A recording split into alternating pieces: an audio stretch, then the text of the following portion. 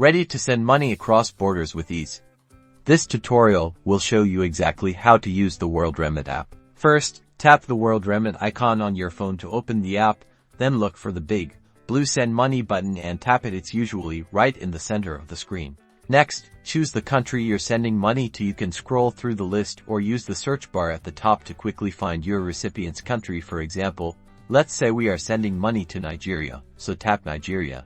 Now, you need to select how your recipient will receive the money. You'll see options like bank transfer, mobile money, or cash pickup. Each option has different fees and speeds, so choose the one that works best for you and your recipient. Let's tap mobile money. If you've sent money to this person before, their name will be in the list. Otherwise, tap Add New Recipient. You will need to enter their full name, address, and phone number. Make sure this information is accurate to avoid delays. Enter the amount of money you want to send in your currency. The app will automatically show you the equivalent amount in your recipient's currency and the fees associated with the transfer. Make sure you check and acknowledge the exchange rate. Finally, review all the details of your transfer. Double-check the recipient's information, the amount, and the fees. If everything looks good, tap the Send button to finalize the transfer.